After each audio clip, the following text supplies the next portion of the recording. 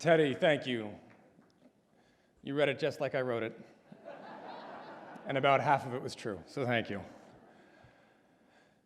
Ladies and gentlemen, it is a huge honor for me to be here with you this evening.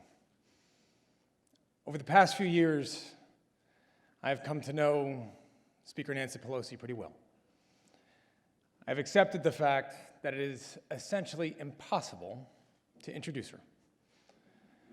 The words that some will use, bold, fierce, fearless, and occasionally badass, they still don't do her justice. So I come back to a story from some of my first days in Congress.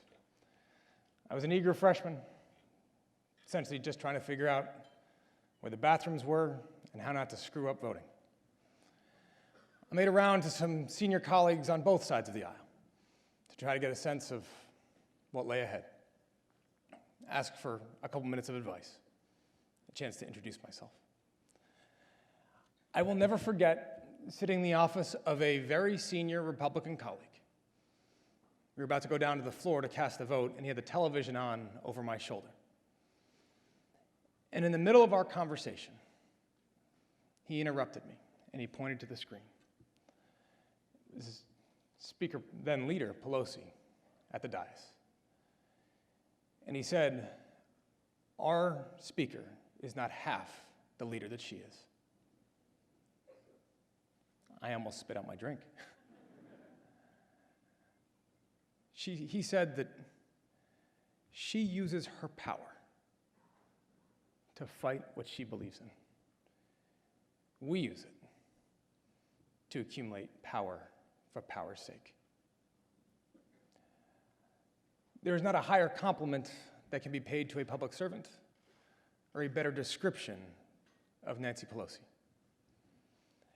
It is the unshakable moral compass of a little girl from Baltimore, forged as she fought her way to the front lines of every major fight of an entire generation. Healthcare, reproductive justice, LGBTQ rights, immigration, climate. There is not a battle that Nancy Pelosi has backed away from. There's not a moment of consequence that she has chosen to sit out. Not a step in a long march towards justice that she has missed or skipped or stumbled. It is the unflinching goodness my grandfather spoke of over 50 years ago at the University of Cape Town in the midst of apartheid.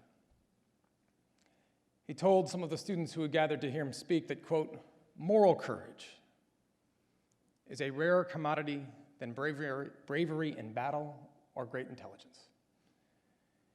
Yet it is the one essential, vital quality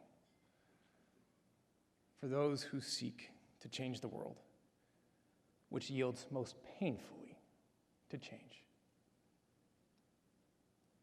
That change is difficult. That change is painful. That it can break our hearts and try our spirits. That has never deterred Nancy Pelosi. It has fueled her, it has defined her, and our nation is better for it. Tonight, we offer this award in gratitude, in solidarity, and in awe. Please welcome the video.